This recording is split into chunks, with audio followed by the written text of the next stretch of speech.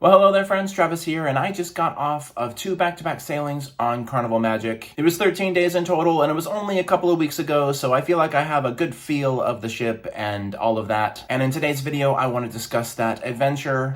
If you're new here, I want to welcome you, and of course, if you've been here before, welcome back. I also did a full vlog series of both sailings, and they are together in one long playlist, so if that kind of content interests you, I recommend you go back and check that out. But yeah, so sit back, relax, let's open this discussion, and without any further delay, we'll go ahead and move right on into the video.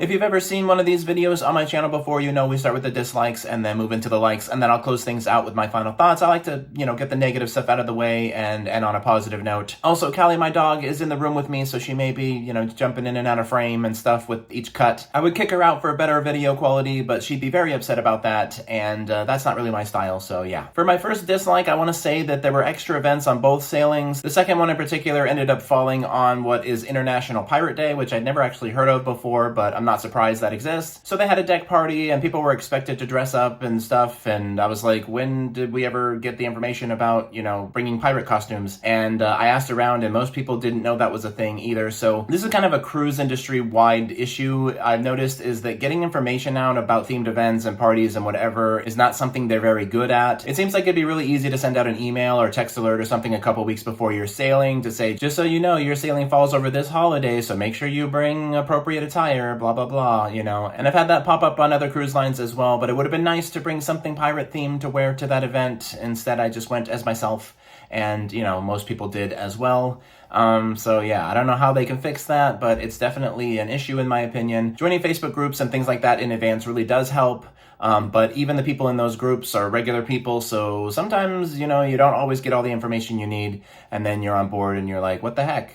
For my second dislike, I had an issue with the late night buffet. On other sailings that I've been on since I implemented that, I've been able to go at like 12:30, 12:45, and it was still in full swing. But on this sailing, the couple of times I did try to go, they had closed at like 11:30, and I thought that was a little bit weird, because then at that point you're stuck with room service or pizza, and that gets old night after night. Other cruise lines like MSC, they'll have the midnight buffet go until, 2 or 3 in the morning sometimes, and so I found 11:30 a little bit too early. If you're coming out of the nightclub at, 12:30, 1 in the morning, it makes sense that they would have food for you to go eat before you go to bed, soak up some of that alcohol, etc. I did lose one of my lights just now, so this side of my face is a little shadowy, but I'm going to continue on anyway with my third dislike, and that is the Wi-Fi. This was the absolute worst internet I've had on any cruise ship in over 30 plus sailings. The worst before this was Carnival Splendor a couple of years ago, but this definitely takes the cake now. It was unreliable in so many different ways. I had premium internet, which I paid extra for, and even with that, I couldn't watch YouTube videos. I could hardly access YouTube comments.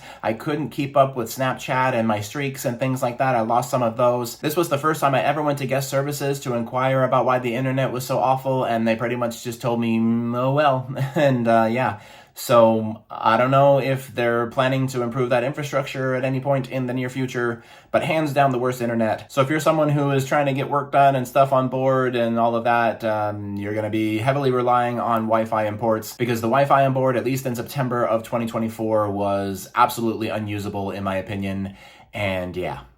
All right, enough of the negative stuff. I did actually fix the light, so hopefully the second one doesn't go now, because I only have one plug.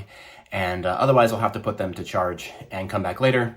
But let's go ahead and move into the likes, because I definitely had a good time in these 13 days and, really enjoyed Carnival Magic more than most ships I've been on in the past. I think I would put this ship and these 2 sailings in the top 10 for me. And that was largely in part because the entertainment was so good. It seemed like the fun squad was spread pretty thin, and they were using, like people from the kids club and stuff to cover down on different things. And even some of the members of the house band were hosting like, name that tune trivias and things. I thought it worked out really nicely, and I'm glad that they were able to get everything in the way they did. There was never gaps in the schedule. The theater shows were really good. I especially love Flick on this sailing, and the cruise director and the entertainment staff did a really good job of fitting things in that were extra and seemed unique. Even on port days when most of the people were off the ship, they still had pool games, they still had live music around the ship. It was really nice to see that, and made it a very enjoyable experience overall as well. And then to kind of piggyback off of that for my second, like, I really enjoyed the staff and crew on this ship. Everyone from like the housekeepers up to like the senior officers were very engaging, very helpful, very personable, seemed genuinely interested in doing a good job and making sure that, people were having the best cruise experience possible. The bartenders were amazing. I met so many of them that ended up in my survey at the end. Pretty much everybody at the Red Frog Pub ended up with a name drop because I was there so often and they were so accommodating and amazing to me. The theater people, the technicians, everybody, it was so great. I cannot give enough praise to all of the staff and crew on board Carnival Magic in September of 2024. And for my last like, I have to say we went to some great ports. On the first sailing, we did San Juan. On both sailings, we did Amber Cove and Grand Turk. And then on the last sailing, we also ended up at Half Moon Cay. All of those ports were very good in my opinion. I enjoyed my time at them. I even did excursions and things and also experienced the immediate cruise port area, the amenities that were offered. It was my first time at Amber Cove and Grand Turk, and they definitely delivered. Lots to do at both of those. Even if you don't have an excursion or anything extra booked, the immediate cruise port area had pools and water slides and bars and restaurants and things like that. Definitely a great place to spend the day. And both of my excursions, the duck boat in Grand Turk and the waterfall adventure in Amber Cove, were so much fun. I definitely recommend the waterfall one if you're looking for an excursion in Amber Cove, but overall I really enjoyed the ports and stops on this sailing, and look forward to being in these locations again in the future.